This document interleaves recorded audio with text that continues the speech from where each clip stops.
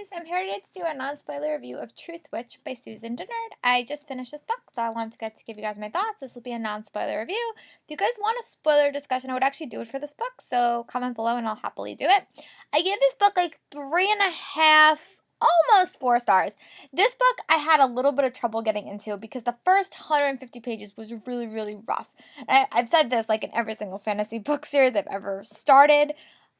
World buildings in first books are notoriously rough, but this book I had a lot of problems getting into it and just staying in the world because it's so complicated, and the world was so complicated but not very, like, she didn't come out and say everything, she just kind of implied stuff and you had to kind of guess, and that for me is sometimes a little bit difficult because I really wanted to love this world because the world was so interesting. I just needed a little bit more like information, and I didn't really get that until like 150 pages in.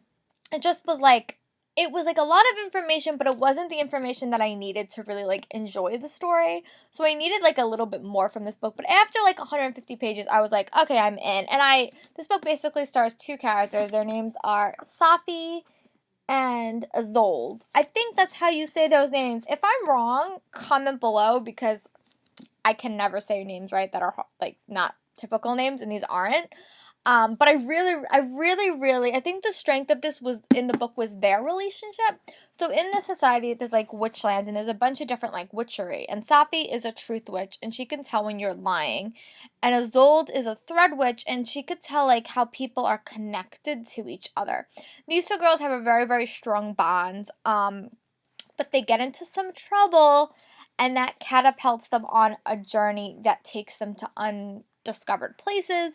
But the girls are very, very strong, and there's this underlying theme that's running through this whole novel, and at the end it's revealed who these 2 girls really are and what that has to say about the whole entire world, and it's really, really interesting, and it left on quite a big cliffhanger, so I was like, I'm super interested to see like where the next book goes, but to get there you have to read the first book, and I thought that it was a little bit slow at points, and I just needed like a little bit more information. But the characters made the story. Like the world was cool. The type of witcher. I've never read witch stuff like this before.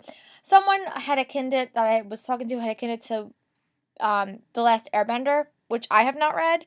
But other people have said that they really like it. And it's very, very similar. This cover, by the way, is gorgeous. I got to meet Susan Dennard and Alex Brackett. They did like a signing together. So she signed it for me.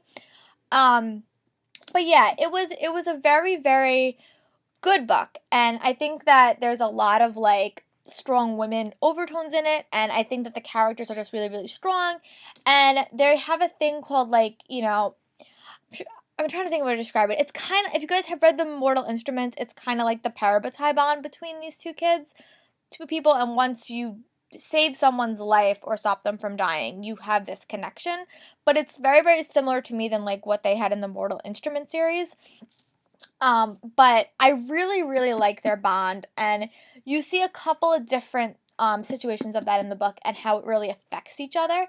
But yeah, I definitely really, really like this book. I wish it didn't take me 150 pages to get into it, but I did really like it. So if you like Susan Dennard's other series, Something Strange and Ever After, I recommend you read this. But just warning you, it is a little bit slow. And I say this with every single book series I read, especially if it's the first book in a series. Those books tend to be slow, just because you have to really develop the world. I just wish it was developed a little bit clearer. But I really liked it. I'm very, very excited to read the next one. Let me know your guys' thoughts. Did you guys think it was slow? I know I've listened to a few reviews, and they said that they thought it was slow as well. But maybe it's just me. It has happened in the past. But as always, comment below. Like this. Let me know what your thoughts. Let me know if you've read Strange and Ever After, and what is your favorite. Right now, I really, really like the world building in this. And I really, really like the characters. But I like the world and the characters, but the world building was stronger in Strange and Ever After. But I'm hopeful the second book in this series, this series is also called the Witchland series, will be a little bit stronger. That is my hope anyway. But as always, comment below, like everything, and I'll talk to you guys later.